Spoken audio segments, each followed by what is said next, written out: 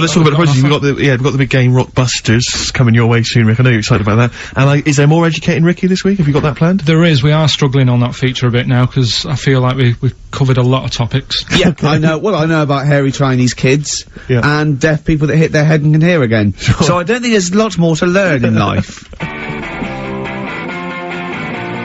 And the amazing Karl Pilkington.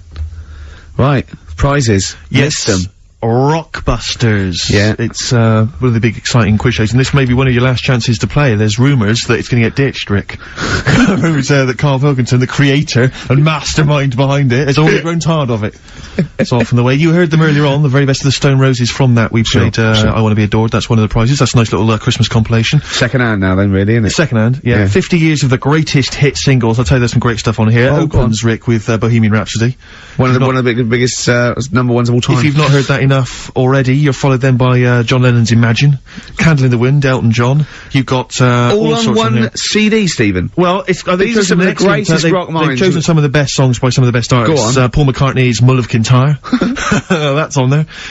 We've got, let me see. That is pretty impressive though, because they are real big classic number ones, as opposed to, you know, the song by the artist they didn't really care about. You see those things on, this is not available in the shops, and it's, you know, the second best song artists have done. It seems odd that we're giving it away on XFM, because it includes, Robbie Williams' Angels, Atomic Kitten's Whole Again, Spice Girls Wannabe, Kylie Minogue's, Can't Get You Out of the Head, and I think it closes, well, it almost closes with Steps Tragedy.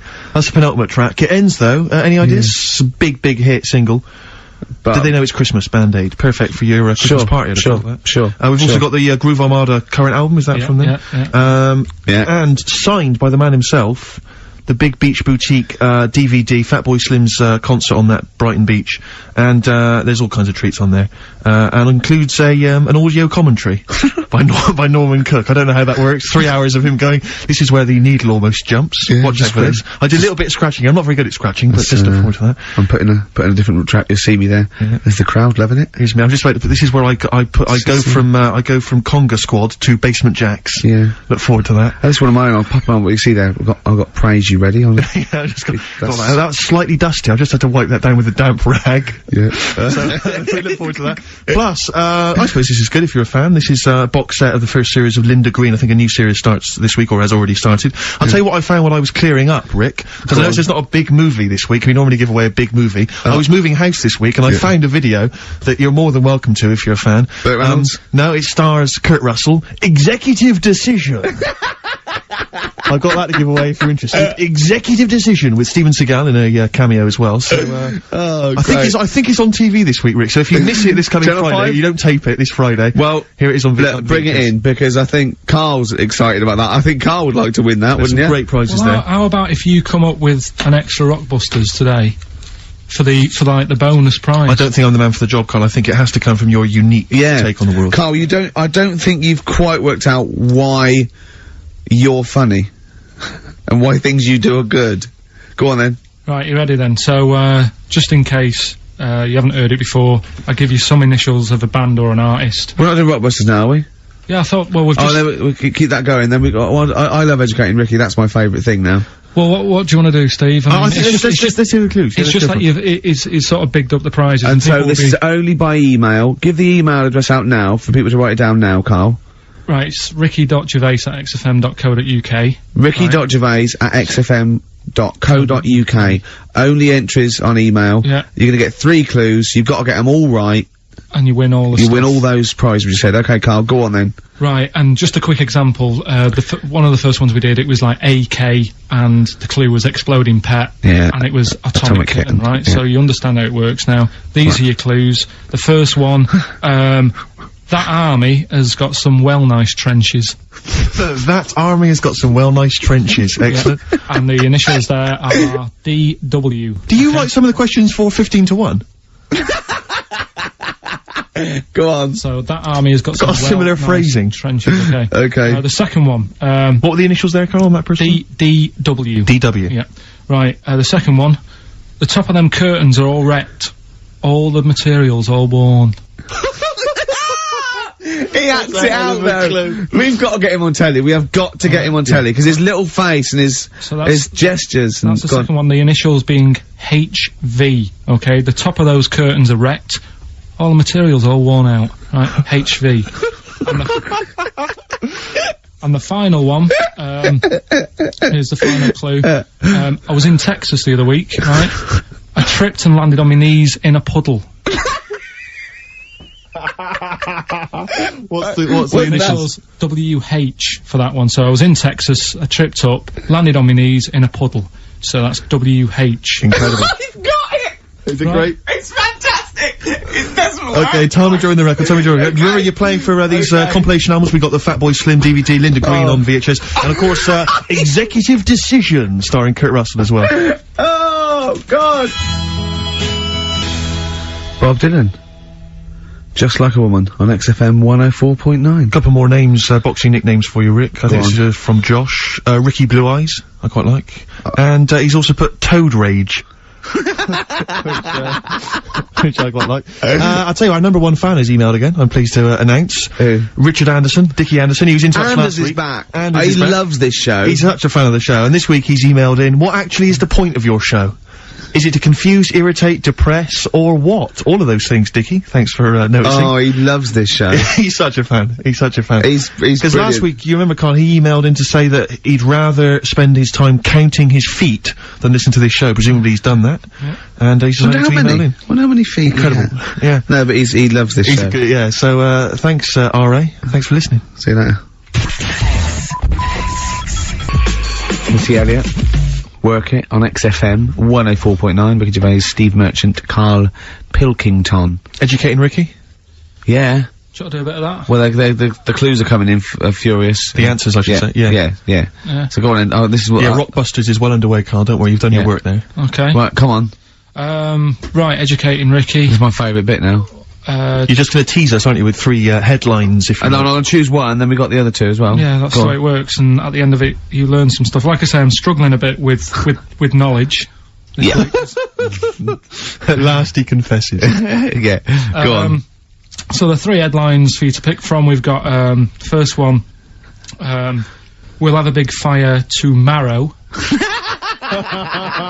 I got a feeling there's some vegetables involved. Yeah, go on. Maybe. Second one, he's a bit of a nuisance. Okay. Right. And, third one, I'll bacon in the morning, if you're sick of having me here. Oh, that one. I'll bacon in the morning, if you're sick of having me here. Right, I'm having that one. That's brilliant. Right, well, it's a saying. Do you know, cold shoulder? Giving someone the cold shoulder? Mm-hmm. Yeah. Alright, if you have someone round at your house, and, you know, you try to get rid of them, and they're hanging around and stuff, and you're like, oh, I wish they'd go, I'm tired and that. Well, years ago, when? Literally years ago. Well, ages ago.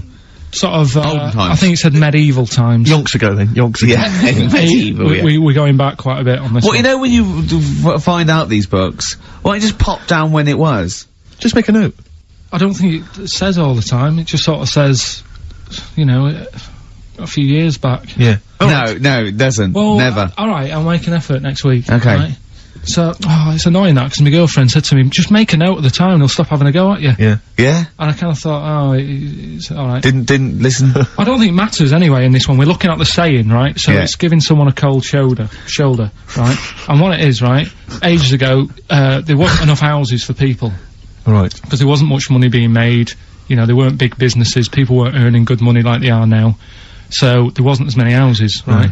So what you ended up getting is like, you know, the rich people having a nice place to live. And the poor people were like wandering about, you know, looking for places to live and that. And what they ended up doing is, they had like, people would go round to the mate's house and say, look, I haven't got anywhere to live. It's a bit cold, can you let me stay? Right? So they'd go, oh, alright, then you can stay a couple of days. But they ended up staying for like weeks. Yeah. Right? So, to sort of get rid of them, what they'd end up doing, they'd be making the dinner, and they'd, be making a lovely dinner, like, bit of meat, nice warm meat, and, nice veg, gravy, and this happened every time, did it? This is where the saying came from. This is what happened, Rick. This is what happened every time. It was in that vague book. The book of vague sayings and stuff. Right, so they'd be making a nice meal, but what they did, they looked after all the family. Well, the person who won't go home, they just give them some, like, sort of a cut-off of cold meat. Right. So they'd say, you're giving them the cold shoulder. Meaning... Right. Okay, that's rubbish. Okay, absolute. Carl, why does that necessarily work? Yeah. Why do they always, in every situation when you want to get rid of a lodger, well, still feed him every day, but make the meat lukewarm. So they always leave then. Yeah. Oh, this food's lukewarm. I'm gonna become homeless and again, wandering the streets. Hold on, are you giving me the cold shoulder? Yes. Do you want me to leave? Yes, just say leaving. No, I like to do it cryptically. That way, in years to come, someone will have a little saying about it. Well, anyway, that was our bacon in the morning. If you've had enough of meat, we'll leave that. Well, bacon in the morning! Oh, bacon in the morning if you've had enough of me! Come back. What are the others? Just tease us again with the others. We'll come back to those. He's a bit of a nuisance, and we'll have a big fire tomorrow. Nice, looking forward to that. Nirvana, in their version of The Man Who Sold the World, the David Bowie tune. It's good tune. Taken from that new Nirvana compilation. I like that version, I like the David Bowie version. You can't decide, can you, Rick? You're torn. In fact, I like the Lulu version as well. Is there a Lulu version? Maybe we should play that one week. Yeah. Was this recorded, what, in the 70s? I think she recorded it about the same time as David Bowie. I don't know if he released it as a single. I think it was just on off the album. Interesting. Carl is studying. Okay, what's the next one? What's the educating wiki? I don't know, see, like I say, I was looking around and there's stuff that is interesting. Right, I was looking on the web. But there's no point. Well, it's just that I found one about, what's the point? About a lad who, 8 years old, but he's still breastfed. Now, I don't know if you can get anything out of that. Is that what his mum said?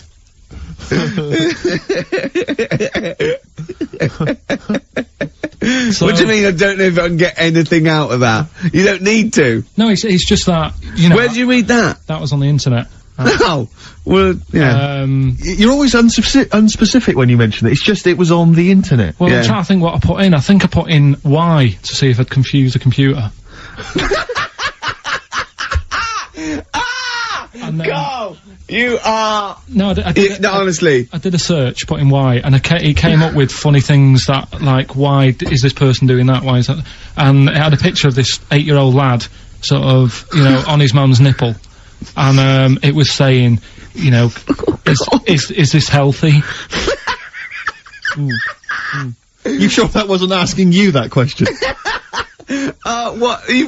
I put in Y to confuse the computer. Like the computer go, what do you mean? Yeah. Stop it! Yeah.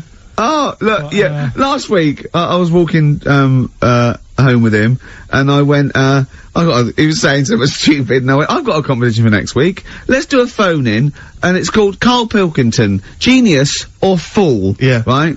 And he went, no. I went, why not? He went, well, it'd be confusing, because they say there's no difference between genius and being a fool. You do though, don't you? No, but it's rubbish, and people say there's a fine line between madness and genius, and, you know, it's a ridiculous soundbite. They don't say there's a fine line between a genius and an idiot. Well, the people who do are idiots. Yeah. So what would you do there, though, just to sort of wrap that little thing up? What would you do? That lad loves his mum's milk. What are you asking me to come up with? No, I'm just... A title for the story? No, it's just what would you do? Right. What do you mean, what would I do? Well, it's causing a bit of a problem in the area, right? What area? In America, I think it was. Oh, America are a problem, are they? George Bush is worried about this kid who's breastfeeding at 8. Imagine it like this, right? Right. So, Carl, what are you asking me?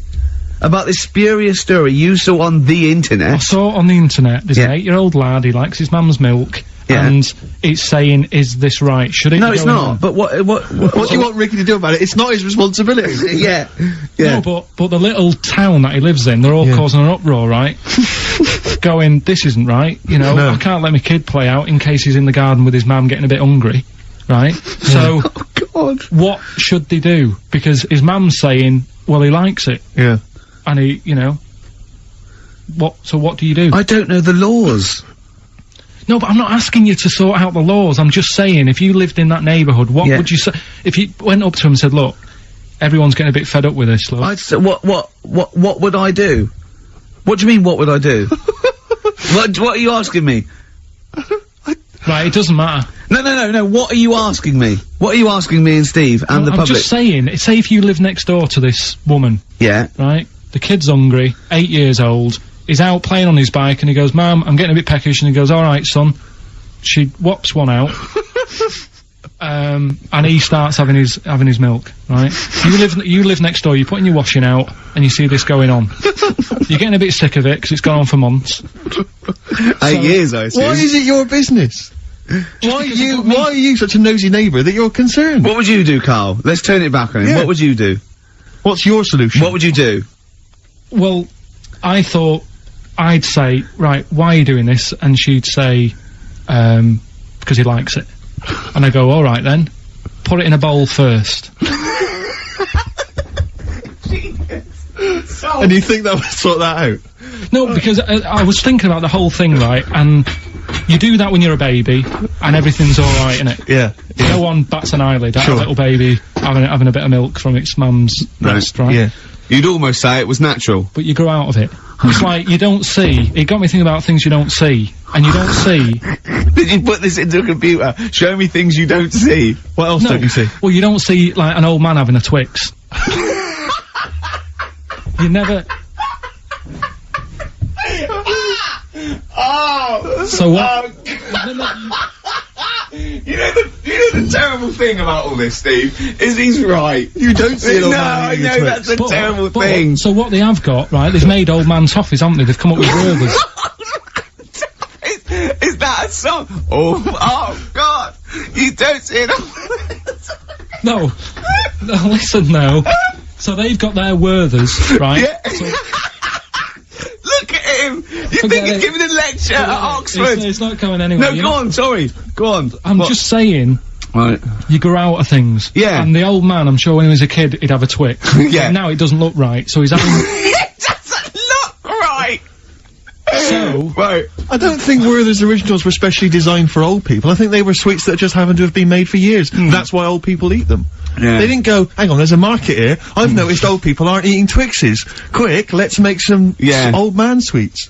But the little advert, he gives it to his grandson as well, doesn't he? He goes, I have a Werther's original. I think it cuts though before he throws it back in his face and goes, get me a Twix. And a damn curly whirly. Pilkington. So, other things you don't see, Carl? Got any other ones, or you obviously been thinking about this? What confuses you? When you look out your window, what confuses you with the world? What do you walk around going, oh, that's a bit weird? I remember, when you were in, Edinburgh, you were confused because you saw someone putting a parking ticket on some rubbish, which confused you. Yeah. That was weird. Yeah. The world's a crazy place, isn't it? I mean, whatever you look at, you can...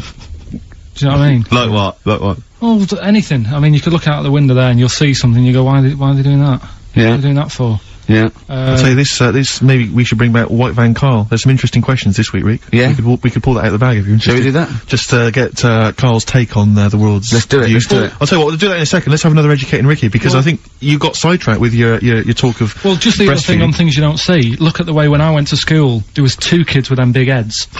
Now, you don't never see them. Sure. Yeah, but no one else saw them anyway, Carl. It was only you that saw 2 of them, not related, and wouldn't hang around with each other, because you think they thought it would be too obvious. Webbed fingers and big heads. That's amazing. And there was a kid with a pigeon chest, so... Oh yeah, and the lady with the head like a bag of spuds. Let's not go through these again. It just raises too many questions that can't be answered. Yeah. Right then, so, we've got, we'll have a big fire tomorrow. Yeah, go on. Is that the one you want? Let's go for it. Right, I think this was like round the 1700s. Bluffing. And... Just bluffing. Who was the king then? Dunno. Go on. But it's about the word bonfire, right? Bonfire. Bonfire. Yeah. Do you know where it comes from? No, go on. No. Right, what happened is it's got nothing to do with Guy Fawkes and that, which is what I thought when I saw it. It's got nothing to do with that. But ages ago, at 1700s, right, didn't have enough houses, like I mentioned. Okay. Yeah. So, if that happens, you get people living on the streets, you get Sure. diseases, people aren't cleaning properly, so you get more deaths. Alright? Yeah. So, think about it, you've got all these dead bodies lying around, they're running out of space, because there's, like, I don't know why they're running out of space, but they haven't got much. I don't know why, really. I was going to say they should have just buried them, but there's probably more land back then than now. He doesn't need anyone else in the room to have a conversation with himself. Yeah, we could leave and we'd come back and he'd go, I've sorted it. Yeah. But anyway, for some reason, They presumably, if it's going to be they burnt them, it's presumably to do that it also kills the parasite or whatever's carrying the parasite on them, as opposed to burying them and not killing the disease. well, yeah. So there you go. You've worked it out. They piled them up and they turned it into a celebration because there was a lot of fed up people at that time. Is this to be the word bon, meaning good? No. I'll tell you in a minute. Go on. So you've got all these people who are like going around and like, oh, you know, so and so died the other day, and you know, nearly every week someone they knew was dying. Yeah. So you can imagine like just constant like being depressed. So and they've got all these bodies lying everywhere. It's like, oh god, what are we gonna do? So they said, we're all too fed up at the moment. Said, let's make this a better world. This was 1701 by the time they got together. Yeah. So they said, what we need to do is have a big party. So they said, yeah. Good thinking. See what you're thinking. So they go, right, well, we'll put all the bodies in a big pile. And they're all diseased and that, so they set fire to the bodies. And they said, let's have this as a celebration to remember them by. And you know, we'll have a drink and that, and have a chat. We'll have this big fire going, and it came from bone fire. Ah, right. So it was all the bones. Bonfire is bone fire. Yeah. Excellent. Yeah. That's interesting. So that's how it came about. Yeah, in the 1700s. Yeah. That was? No, probably, okay. I reckon it was 1600. Probably earlier. I reckon it was the plague. I reckon it came from. But, interesting stuff. Interesting stuff. So that's, Did you celebrate Bonfire Night? Is that a big celebration for you? Do you like the fireworks? I'm sick of fireworks. I just think they're rubbish. I'm not impressed. I've never been impressed by fireworks. Even as a kid, you know, you have to go to like sort of community kind of gatherings with a bonfire and fireworks, and some local vicar or whatever would come out and. But I also think the adults think the kids love it, and if they just got together and said, "Should we go this year?" They'd all go, "No." Yeah, absolutely. Let's not go this year. What would be better is if the vicar had wheeled out like a massive rocket, climbed in, gone last one to the moon is a bender, and then fired himself off. Now that, I'd pay to see. That's a firework display I'd like to see. As it is, it's just rubbish. Dear. Yeah. That's excellent. Carl? Yeah, I'm not keen. No. Sorry, what clue was that? We'll have a big fire tomorrow. Bone marrow. Bone marrow. Genius. Let's play the record. Oh, God! Right, what's this? Go on. Tell them, go on, just get on with it, because I just can't believe what you just said. What are we doing? Are we, final one? Yeah. Alright, the last one, like I said. No. Say the record. Say the record you played. Go on. This is, free association. Yeah, brilliant, I wish I had a wooden art. Yeah, and what did you just say to me just before this was ending? He just looked over at me and went, are there any animals without a brain? No, but hang on a minute. No, right. And I went, yeah, there's animals that he went, I was gonna talk about this, but it's sad. There's a lad born without a brain, and he laughs a lot, and his hearing and his sight's okay. I'll go, well, that's impossible. If he's without a brain, all that is impossible. And he went, well, it was in the magazine. No, it was in a book that somebody sent. Right. And I didn't want to bring it up, because it is a bit sad, really. That this, you know, young lad, there's a picture of him sat there with his mum, and, Carl! Well, Carl! Forget it. It's impossible. Well, there must have been more to the story, He can't not have a brain. Hearing and sight is a concept within the brain. That's all it is, right? The ears are just receptacles. They're just, So, but that's why it was in this book. It was a book of mysteries. Carl, you know, if you're reading a book and you see a photo and you guess at what you think the story might be, that doesn't make it true. That doesn't make it fact. I looked at it because I thought he looks like an happy lad. Sure. And I read about it and I thought, that's weird. Like you've said, the fact that he hasn't got a brain but he can see and he can hear. No! Impossible! Well, Impossible. Okay. Go on. I don't know who to believe. Listen, we haven't done it for a while. White Van Man. I thought there's some interesting questions raised today, and I think it might be nice to just throw them Carl's I think we set Karl up again in the last hour as a person that people want to know his opinions on the world. If you're not familiar with it, on Saturdays the Sun newspaper asks a typical white van driver questions his opinions on the week's news, and we thought we'd throw these in the direction of Karl. And then, what do you make of this teenage thug, Karl, Mickey Carroll, who spent 4 months in jail and he's won 9.7 million on the lottery? Is that justice? When you think of all the good people that are going hungry, and there's a lad there and he's won. Did he buy the ticket before he went in? No, I think he bought it once he'd come out. So he's done his time. He's done his time. Fair enough. Then he's been punished. Yeah. Right. He's bought a ticket. He's had a lot of bad luck. Now he's having a bit of good luck. Quite right. Next one. Are you concerned that now he's got all that money he could turn into like a sort of mastermind villain? You know, like a James Bond style villain? He's got a criminal streak, we know that. Is that a concern for you? I mean, imagine that he could build some kind of underwater fortress. We don't, with my lawyer's hat on, we don't know that. Yeah, well. Well, he'd have to prove that he didn't have a criminal streak. I'd say that you've been in jail for 4 months. Yeah. Sometimes people are bad because they haven't got any money, so he might be an angel of gold now, or whatever the saying is. 1 in 5 children aged between 11 and 16 go on booze binge sessions at least once a week. That's terrifying news, isn't it? Kids, they know too much now. Yeah. You despair. You despair. No, right? Listen to this one, right? Go on. My dad had me niece in the car, right, running her to school one day, and she was in the back of the car with a mate, and they chatting away about stuff like kids do. And they got onto the topic of one of the mates who they said, I mean, you've got to remember, niece, this point was probably about 5 or 6, something like that, right? In the back of the car, talking about My Little Pony, whatever it is they play with. Subject changed. Oh, that Lisa in our class, she's a lesbian, isn't she? Right. That was that's what they were talking about. Yeah. Chatting away about it. Just openly talking about lesbianism. And probably, you know, this is the topic that they're talking about in the pub when they're having one. Out drinking. Yeah, but they might have thought a lesbian was a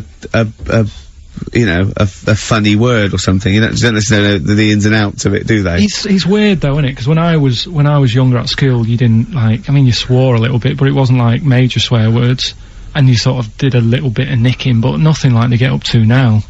I mean, my girlfriend, when she was about 7 or 8, she was walking to school with her mum, and she called her a C-U-N. Right? You are joking. No, she said, because she thought it was she said she thought it was a big furry animal. So she was being nice, and where'd you do that? Where'd you do that? Like, just heard it at school. So they might not know what it means. Well, I tell you, I'm gonna have to use kind of euphemisms here to tell this story, but when I was at school, I learned, the stronger version, it's not the same word, but it's very similar with one letter changed. I'm gonna use twit. Yeah. You know the word I'm thinking of? Yeah. But I'm gonna use the word twit to replace it, right? And I went round. Do you think they're twat? Yeah. Alright. That's what I'm thinking of. And, so can I say it? Am I allowed to say it? No, it's weird though, because hang on, some people from Cornwall use that like saying twit. So, if people listen in Cornwall... Do you know a twit is a pregnant goldfish? Well, I learned the stronger version of twit. Yeah. Twat. For those that aren't sure. I learned this at school when I was like 10 or whatever, and I didn't know what it meant. I thought it was just a stronger version of twit. Yeah. I thought it was just if you were really annoyed with someone because they were a real twit. Because I is worse than I. Exactly, apparently. So, Karl would be a twit. And so I started using this at home, because I didn't realise what it meant. I started using this at home, oh, you twit, you're a twit, and saying it to my dad, you're a twit, but not saying twit. Yeah. And my dad didn't know what it meant either. That's great! I couldn't believe. So he started using it as well, right? So then we'd be driving in the car, he'd be saying to my mum, you stupid, say to my mum, you don't, pull over, you're gonna bum it, you twat. Saying this. Then I learned at school from Mark Johnson what it really meant. Yeah. Stopped using it, obviously finding out it was quite an offensive word. Yeah. I didn't want to bring it up to my dad. I didn't want to sit my dad down and say, Dad, you know that word we've been saying? Yeah. You know what it means? So now, to this day, I've never brought it up with him. So we'll be driving, I'll go home for Christmas, we'll be driving around, he'll be calling my mum that word. Left, right and centre. I think she knows. I think she's just embarrassed. Or she's just upset, and she knows what it means. She goes, why does he keep calling me this terrible word? But he's the only one, I think, in our family who doesn't know what it means. No one's got the guts to say, I don't know whether I should tell him this Christmas. Oh, what a twat. I know.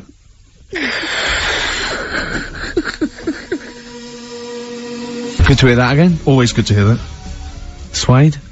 Animal Nitrate. Carl was all flustered because there isn't a record set up, but he's getting all tizzy. He's been more worried about his competitions than sorting out putting records on ready. What? I'm after Steve's Song for a Lover. Well, I'll tell you what, why don't you carry on with your, educating Ricky section? I'll have a look on the CD. We'll keep it going, Steve. Yeah, Cover you keep it. Go on then, right, okay.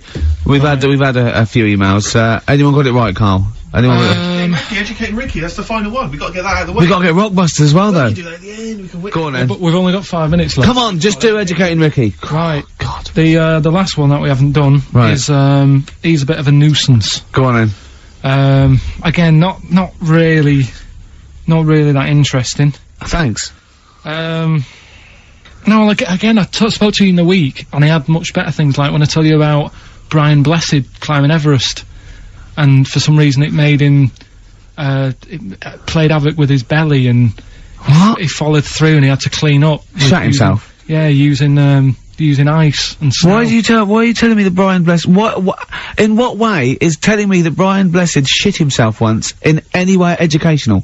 Because I was saying how he was climbing Everest, right? Right. I give it to him, he's an actor and that, but he gave that a go. Yeah. Right, it played... What's the point of that, you'd say, wouldn't you? You'd say, God, he's you know... So he's alright. Me doing a boxing match for no reason is rubbish, but him climbing Everest and shitting himself... Yeah, he did that. Is commendable. Right, and he's only gonna, like, go and do it again. He's gonna climb it again. Yeah, but he might not shit himself this time. Yeah, but what's the point in going? Nothing's changed up there. Yeah, good point. Yeah, Once you've been. Well, it has. They've probably cleared it up by now. Right, but, it's slip on it. I can't even be bothered telling you this one, because... Come on! Just do it, or do it now! Steve, how we doing? Look, no, never mind that. Look, just tell me what that means. Oh, he's a nuisance. Oh, this is so annoying, Carl. I'm gonna go mental. Right, talk! Right, listen, I'm just putting this in here, right? Right, nuisance is a bit of a nuisance. Yeah. Apparently, the old fella who used to hang people... 1700s? Yeah. He used to be able to tell somebody's weight just by looking at them. Right? That's a bit of a bonus fact. We'll be the judge of that. The thing that I wanted to tell you is, money for old rope, do you know that saying? I can't even be bothered. Yes, you're gonna tell me now. Come on, Carl. Right, I mean it. Basically, money for old rope came from the... right. What was all that about? He can tell someone's weight. What was that bonus for? fact. And Brian Blessed shitting himself. What are you...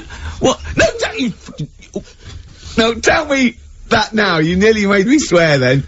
I'm getting really annoyed.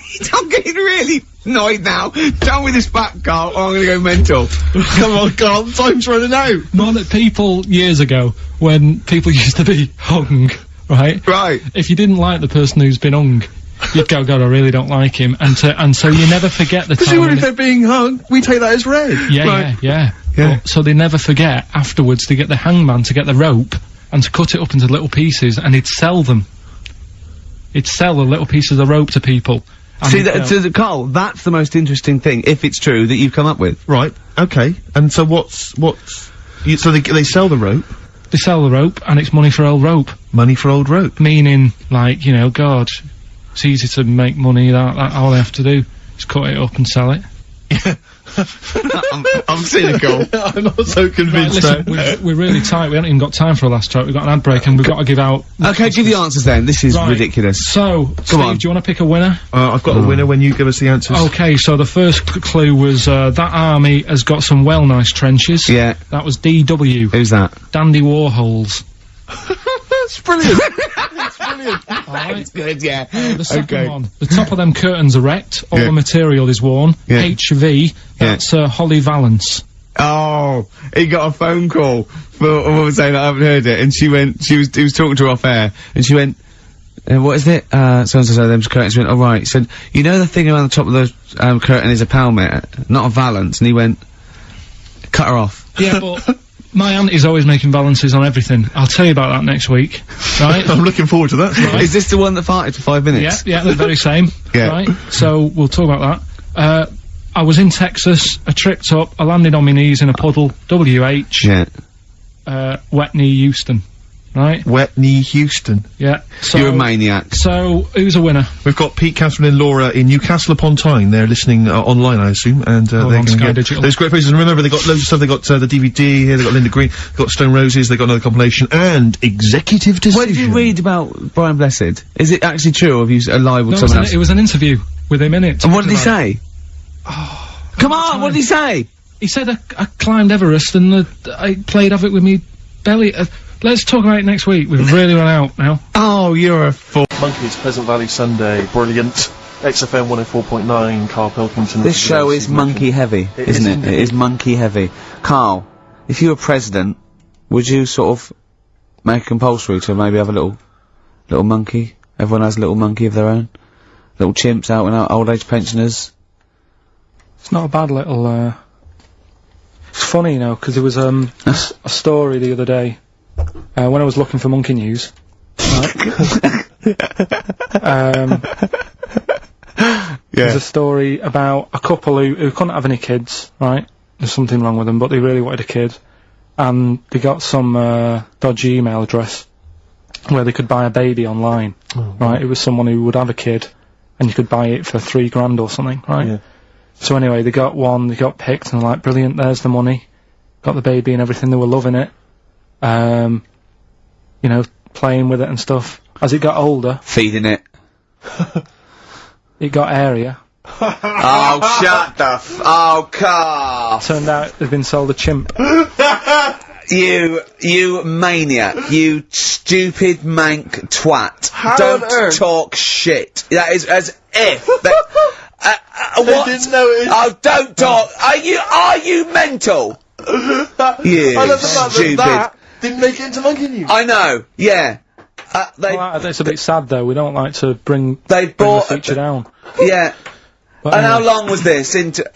It got hairier. They're born hairy! They're not born like humans then develop hair, because they go, hold on, we better get the chimp stuff kicking in now, because we're in the jungle! School photograph, they were like, hang on a minute. It looks a bit weird. Oh, you are just the rubbish. Mad, innit? Mad, innit? Mad, innit? Imagine, oh, God. But Just anyway. imagine if he was in charge. We did put him in charge of the country. Terrifying. Wouldn't that be amazing? Let him run the country. Just for a week. Or the mayor. What would you do if you were the president or the Lord Mayor of London or the Prime Minister Karl? I wouldn't do it like he's gonna be offered it. It's a hypothetical question, Karl. No, but Suzanne was, alright, my missus, if you're a new listener. Your keeper, sure. Yeah, help her. She was watching the news, trying to follow some heavy stuff. And I'm like, The weather? What? Do you know what I mean? I just was like bored and I was reading about that mouse that had an ear on its back and stuff like that. So she said, will you take notice of this? Should be, you know what Ricky and Steve are like, they try to teach you stuff and you don't even want to learn. So to try and get me interested in it, she was like saying, what would you do if you're president and stuff? Yeah. And I can't be doing with any of it. What did you come up with? You must What would your slogan be? What did you come up with? Did you come up with anything? I had a little, the design of it, right? I said I'd have like red and blue, to sort of, do you know what I mean? Both sort of major sides into one. Yeah. Well, that's broken the back of it. That's a pretty good manifesto so far. Anything else? What's on the second page? I had like, KP looks after me. That would be the badges, would it? Yeah. That's good. I'm a KP nut. Yeah. KP looks after me. Yeah, brilliant. That's about as far as I went with it. What would you do? What about, policies, transport, crime, just law and order? Yeah, what would you deal with crime? What would your initial approach be? Would you introduce guns? Should police carry guns? Nah. No. Would I have to worry about that? Okay. No, good point. Good point. No, what I'm saying is that, I mean, Tony Blair isn't sorting everything out, is he? No, but he has a say in most things. Does he? Well, go on then. What are the problems at the moment? That need sorting out. Well, generally, what's the best way to combat? Would you bolster up the prison system? Would you introduce more community service? Would you go harsher for say I don't know, drugs? Would you go harsher or or less harsh. There's pros and cons of both, isn't it? Because, of course, you can't see to condone it, but some people, you know, you don't want to go through the court system and cost taxpayers thousands of pounds of money for someone, I don't know, difference between smoking a spliff and dealing crack. Do you know what I mean? You have to all these things. Have I lost you? Yeah, I'd just think about it for a bit, do you know what I mean? Brilliant. You think about it for a bit. Yeah. Probably ask Suzanne. Do you know what I mean? This is amazing. Get her help on it. Yeah. What about the foreign situation? Would you have supported Bush in his war on terrorism? You're aware of this war that we had recently? Yeah. Sure. I mean, if I was new, though, couldn't I just say, look, new slate. Do you know what I mean? Let's start again. Yeah, right. Of course you can.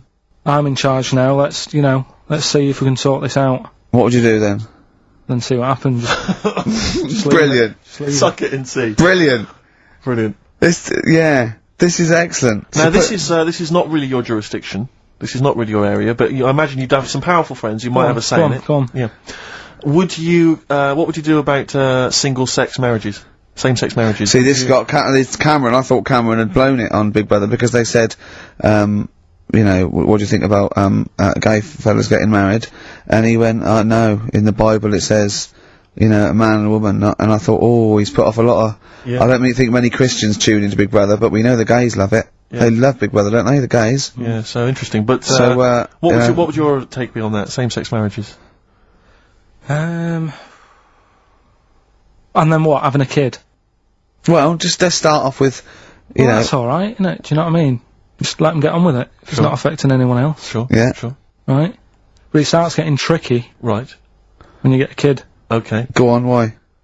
Well, it's just tricky, innit? Do you know what I mean? Well, yeah, you could be right. I'm not giving any. I mean, you know, we're not.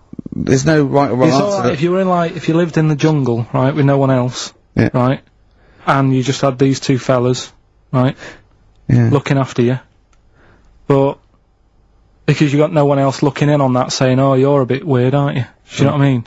But as soon as you come, why have they got married? Do you think that gay people turned to a bloke because they couldn't get a woman? If there's two fellas go away and they're in the jungle, they go, we're definitely not going to find a woman here. We might as well bum. That's not how homosexuality starts. People don't. It makes you wonder. No, it does make you wonder. Gays don't go, well, I'll tell you what, I haven't seen a woman I fancy yet. I'll try a bit of knob. No. But what I'm saying is, right, if you're brought up in like a little jungle, right? Yeah. How are you brought up? Someone just puts you there. I don't know what this is about. Steve, I can't be bothered running the country. I'm fascinated. I can't be bothered running the country! Like, I'm too much trouble for you! KP takes care of me. Alright, fair enough. What I'm saying is, right, if you're brought up in a jungle, right? What do you mean brought up? Just let him finish. What does he mean brought up, though? Like Tarzan. You've got to tell me what you mean by brought up. Wolves, chimps. What? Right, well there's a good example of what I'm saying to you. Right. Right, what I'm saying is, there's a fella, right, he's brought up in the jungle. Shut up, just let him finish. Let him finish! There's no women about, he doesn't know about women, he doesn't understand what women are. Right. Right? But another fella walks in the scene. Yeah. And he gets pally with him. What does he talk about? Then they've both got needs. This scenario is ridiculous. How has he lived? Or does he know what's his reference points? I can't be bothered with this. Honestly, Saturday should be, day off and that, not worrying me about problems. Oh, God! KP takes care of me. Oh, dear.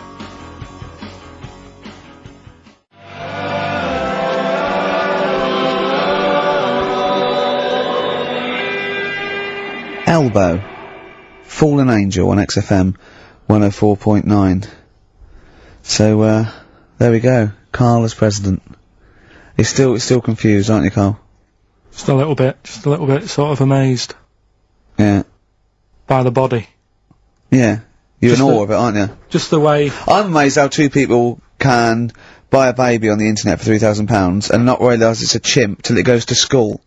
No, but seriously, what we're, talking about there during Elbow and Fallen Angel, we were talking about that I think... Yeah. If you're locked up, well, not locked up in a room, you've got a normal life, except there's no women in it. Yeah. Right? But how would that happen? What would his point of reference be? How would you bring up a person can I just ask you something, go on. How can infinite monkeys on a typewriter? Right, again, I've told you before, right? That is not, you don't actually have to test that model. It's basically a model for that explains the nature of infinity. Okay? Yeah, but I've told you before, it works because of the definition of infinity. There's nowhere in the world you'll ever be able to get an infinite amount of monkeys and typewriters to But anyway, all I'm saying is, I think if you don't know about women, would you crave for a woman, even though you don't know they're around? When you hit sort of puberty, your hormones will kick in and you'd start getting urges. But for what? If you don't know about it? You don't have to know about it. You don't, if you grew up and you started feeling hunger, you wouldn't go, I wonder what that is. You'd go, get me a sandwich, I'm starving. It's different though, it's different. But I'm not, but we're not saying it's all hardwired, or people can't change their natural state. We do it all the time. We fight nature all the time with conditioning. Well, it is weird, isn't it? Yeah, well that's that one. I'll tick that. It's weird, isn't it? No, the body is. There was something. Yeah. Did you read that thing the other week about man with two penises? No. We don't need that. We don't. Need lawyer who got in office realised he was actually an orangutan, and they just shaved him, put a suit on him, from Hugo Boss. And the funny thing is, he won the case, and the judge said, "Well, don't send him back to the jungle. Let him set off on his own. Bodge, wibble, and podge." You'd make the best judge in the world. No, there's a fella. Here's a banana. There's a fella who was in a coma for 20 years. Just they kept like taking him through like the normal day. They take him to Alton Towers and stuff. He doesn't know anything about it. Just kept going through the motions. Don't know if they kept charging him. Kept putting him through all that. He eventually came out of it. 20 years. And went, stop taking me to Alton Towers, it's shit! I just thought, imagine how stop much post making, eh? How much post?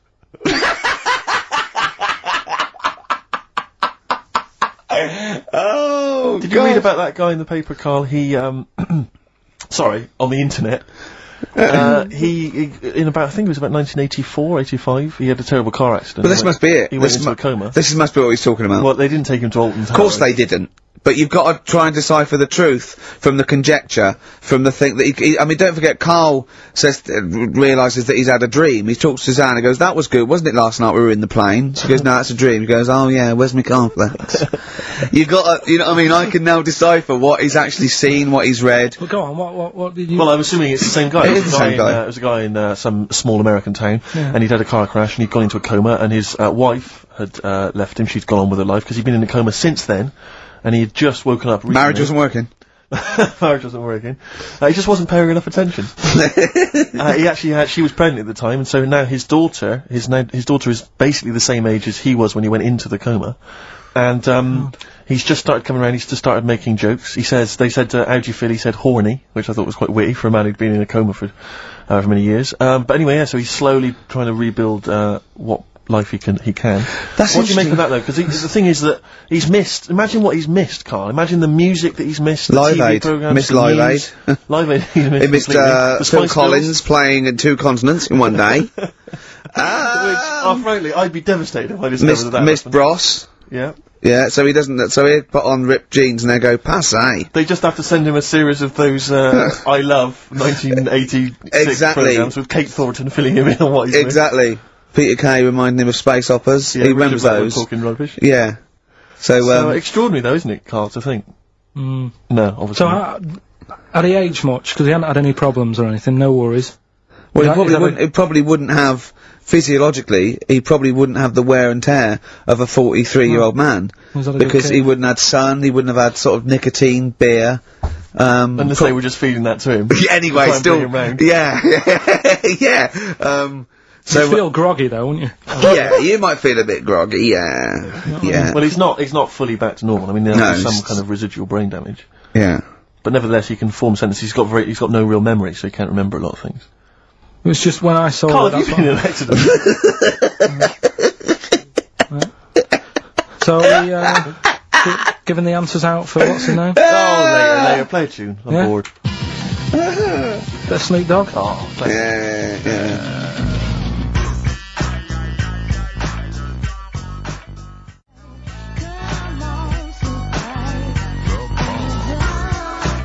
Snoop Doggy Dogg from 1993. And What's My Name? Long time ago. It was indeed. 10 years ago. XFM 104.9, Ricky Gervais, Steve Merchant, Karl Pilkington. Songs of Phrase. We've had very, very few entries. I really think people aren't interested. They really have just given up. I mean, seriously, That's the one thing you contributed to this show, Karl. And it's the weak link, I think. Missing link. In the chain. The missing link. Oh, do you reckon there is one, Karl? Do you reckon they'll ever find the missing link? Wandering around Manchester. Wait a minute, Karl. The stats then, let's have the answers, if we can. Right, it was, Well, let's play it once more. Alright. Tell me why. Specials. Yep. Jermaine Jackson. Right, it was, Play the Game of Love. I think that was Wayne Fontana and the Mindbenders. Right, you think, but you're not sure. Louis Armstrong was the, Don't Mean a Thing if it ain't got that swing. Yeah. And Queen, Don't Stop Me Now, We're Having a Good Time, and that. We're having a ball. We're having a ball. Yeah. Well, I mean, considering you yourself weren't entirely clear, I think it's only fair to give it to Paul Brown, who got some of the answers right. PB, you are getting those prizes. Well they are done, on their way to you now. Their way to you. Okay, the stats are in for the XFM listener hate list. Some interesting results. Go on then. Reverse order. Okay, in 5th place. In 5th place. Interesting. Davina McCall. Yeah. I think that's his reflection of being on telly all the time and running out of stuff and being a bit over the top and, yeah. 4th position. Yeah. Christopher Tarrant. Okay, well, I mean, that's, yeah, I wouldn't have thought he's the favourite. There is role a model joint go on. 2nd place. Go on. Graham Norton. Yeah. Is alongside in 2nd place. Patrick Kilty, which means Chris Moyles is the winner with an overwhelming vote. And I swear to God, I have not done anything to those stats. Yeah. That is exactly as they've come in off the email. We do not give our opinions on this. That was the XFM listeners, but, well done. Thumbs up, you all win a prize. We're going to play you some nice records because of that, aren't we? I reckon they'd sort of prefer some ads. Either's fine. Yeah.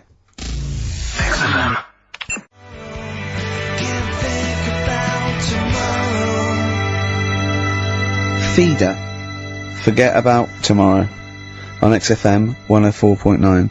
When I was at university, my best mate was a bloke called Wally, and he was doing psychology, and I was doing philosophy, and we both got into this theory called determinism, which is about the state of the mind, and it's a materialistic view that everything is part of the causal web, and everything has a reaction for something that happened before it. And by the way, Karl, do not confuse this with fatalism. Determinism is not predictive. It's just that if a brain state happens again, then anyway, the famous Everyone one is. Yeah, the famous one is, if, you know, a butterfly hadn't shaken its wings, Queen Victoria wouldn't have sneezed. Everything's inextricably linked, right? We were thinking that, right? And we were thinking, what if, you changed one word in, like, classic songs, or one note in Beethoven's symphony? How it just wouldn't work. Well, I've always thought that, come on baby, light my fire. Yeah. Not as good. That sounds brilliant. Yeah. Enigmatic, interesting. Not so good. More pedestrian if it was come on baby, light a fire. Just one thing wrong. Yeah. That'd be great. Just sitting there, Paul McCartney comes to John Lennon and goes, alright John, written a song. He goes, well she was just 17, well you know what I mean. The way she looked was way beyond compare. I wouldn't dance with another. I'll stop you there. Go on. I'll stop you there. What's the matter? Something not quite right with that. I love the song. It's great. Yeah. Just once more. Well, listen, don't be too harsh. I mean, because we write our own songs. No, we can still put both our names to it. I think you're a great talent. I think you're a great talent. Well, I'm just saying. listen, you hippie, right? Well, not yet. Well, not yet, but I mean, there's a Japanese bird outside looking in. Don't fancy him, I'm not interested. No, well, listen, well. And I'll never change my view. Right, now, listen, right? I wouldn't dance with another. Is that bit? Is it that bit you That don't bit's like? not Is it the... working. I just like the... Could you try and... Is there a different pitch you could go on? I wouldn't dance with another. So again. You don't like the... Is I'm it the just noise? not sure the girls are going to go crazy for it when we do that bit. Just think of... Is there anything else you've got? I love the idea of just changing one Yeah. lyric. Radiohead. Well, that was their classic song. Creep. You can't really change that, can you? Burke. What if they called it Creep? I'm a Burke.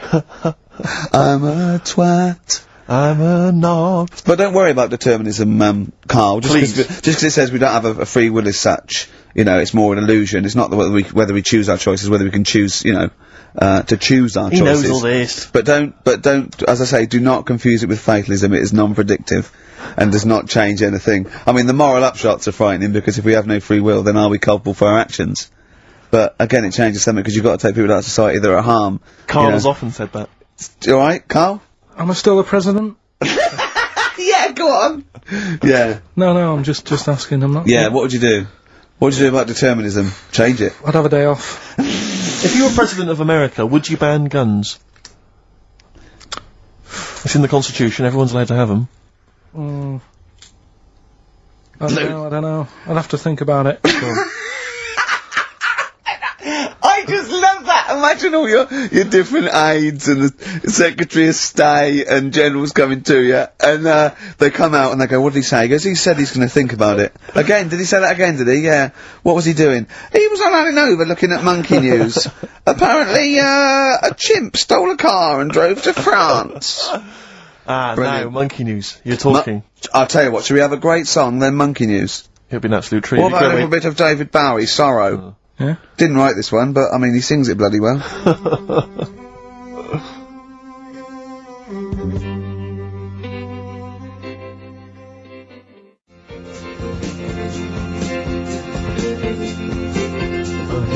David Bowie, Sorrow, on XFM 104.9. Nearly there, but, you know, we're working our way up to the grand finale. The bit where Carl spouts absolute nonsense from a dodgy source on the internet about a monkey who did something impossible. Let's cue up the jingle. Hang on. Alright. Perfect. Oh, chimpanzee, that monkey news! Right. Let's have a look. This one's from some woman, right? Yeah. And she was taking part in the London to Brighton bike ride, right? Lovely day, weather's good and everything. What year? She's, just a couple of months ago. She's done all the training, right? Done all the training and stuff. Got a brand new bike for it, got a little puncher outfit and stuff, all set for the day, right? It's a nice day, she sets off, they all start pedalling and that on the way to Brighton, right? So she knows the route and that, got her little headphones on, cycling along. Suddenly... Right, okay, I'm sorry now. If a cyclist overtakes her and it's going really fast and it's sort of hunched over, but it's got like lots of cycling gear on and a helmet and goggles and they can't tell what it is, but they just know it's like a little hairy fella who hasn't bothered shaving his legs, which is weird, isn't it? Because cyclists usually shave their legs, and this bloke had really hairy legs. But and it won. They gave it the medal. It won 3 years running. They gave it the key to the city. It had its own game show, and then someone said, "Hold on, though, this fella's all hunched over and he's only 3'5" and his arms are longer than his body. It's a chimp. If it goes anywhere near that, we're never doing it again." More monkey news next week. She's cycling along. So anyway, she's cycling along, right? And, this tricycle... I couldn't predict that! There's always one element you can never anticipate. Yeah! Got a kiddie's tricycle with a little kid on it, little hairy kid with a helmet, okay, just go on then. The tricycle comes... Whizzing past, yeah, thing. strong legs, don't they, chimps? So she's thinking that's... But didn't get a chance to see the thing. Oh, yeah, couldn't quite see the cyclist! Oh, God! You bald mank git. Go on. Yeah, research scientist Karl Pilkington. So anyway, she gets to the end line, right? Yeah. And, they got talking, it was a nice day, nice race and all that. So did you see... a little thing on a tricycle. Thing? Well, a person, surely, just a human. Did you see that? No. Did you see that bloke on the tricycle? So anyway, turns out... Yeah! Well, what did you say thing? Well, no, there's no suspicious. I mean, what did you say? Did you see that fella on a tricycle? Anyway, so it turns out... Go on.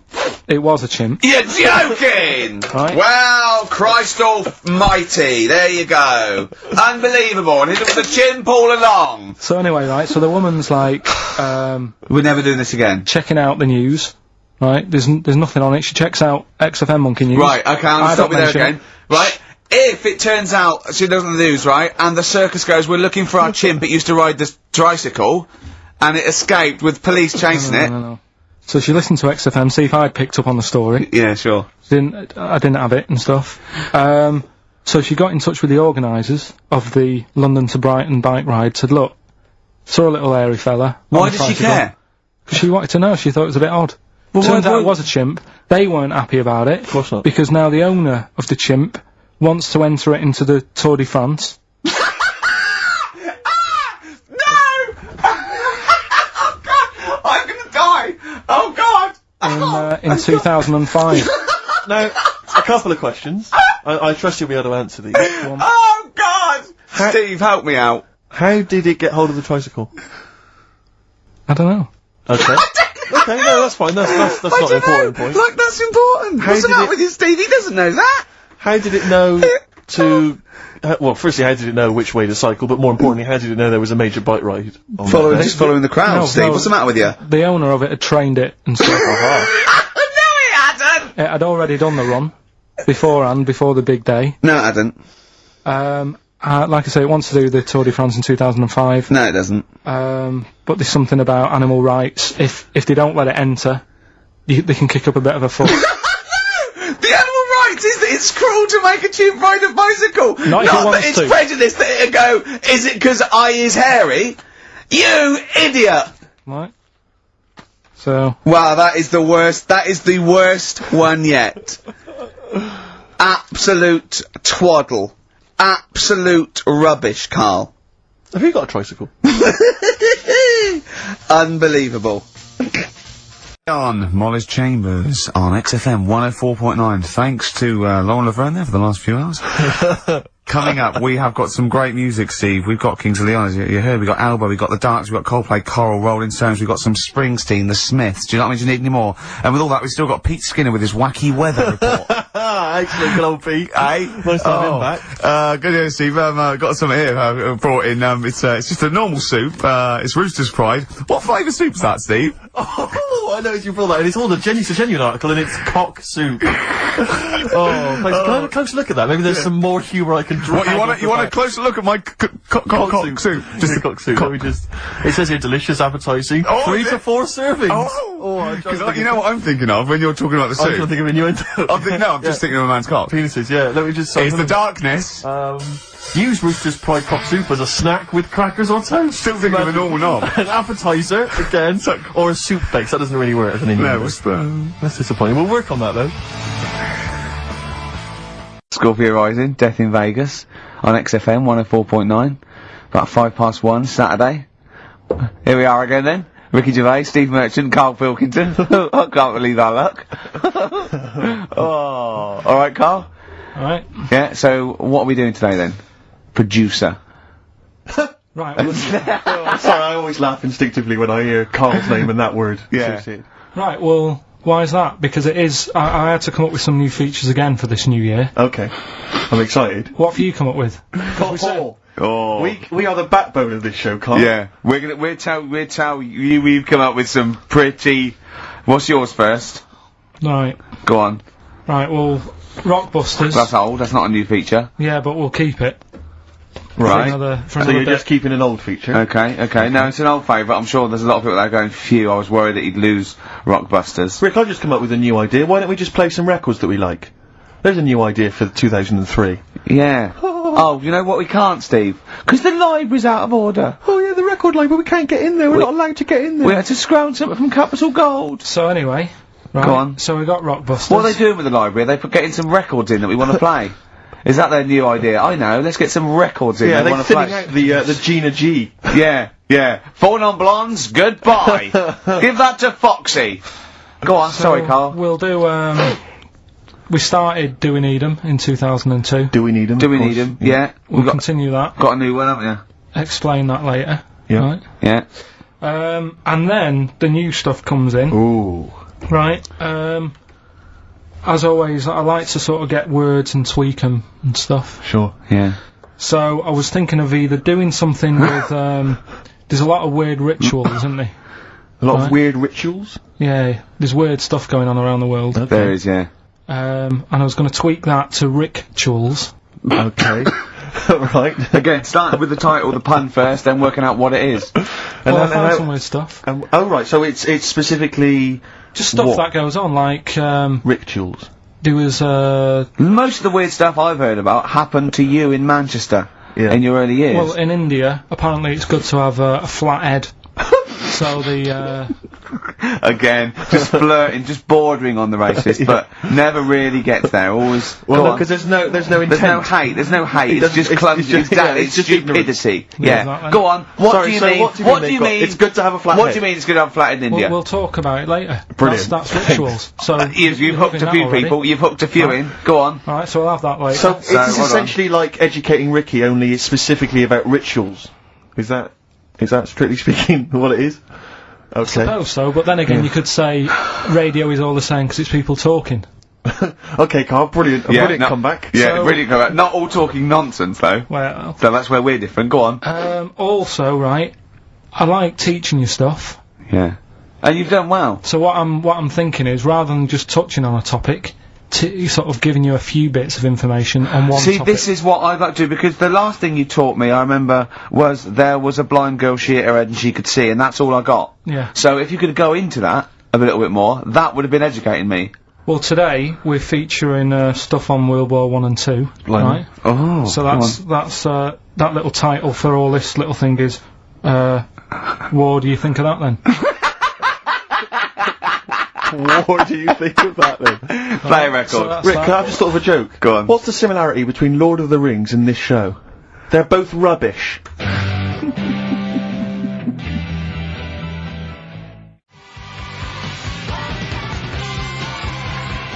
Watch that man, David Bowie off Aladdin Sane, my favourite David Bowie album. What's yours, Carl? Yeah, that one's good. Brilliant. So, right, we've got, Rockbusters coming up. Do you want to say what we've got to give away there, Not Steve? really, Rick. Is it really bad? Well... What's the film? What's the featured film? The featured film's not bad, I have to say, actually. You've excelled yourself there. Again, it's just one of those things where I think, what kind of XFM listener would want this particular goodie bag? I know before Christmas, Carl, you explained that the reason we were giving away... He's disgusted, because he just said, I do a lot of work to get these prizes, and I went, no you didn't. I saw you, he went over to a drawer and went, I'll give that one, and that one. That's what work you put in. You nicked some, there's about 12 Jerry Halliwell videos, one of which we're giving away.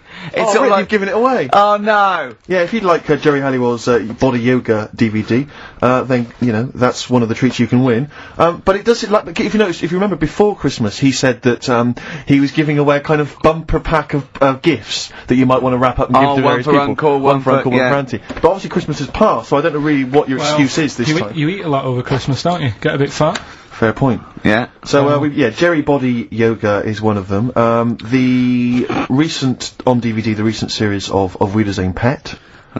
Yeah. Well, could you give me that reaction again? Well, Rick? no, just give me that reaction again. No, yeah, brilliant.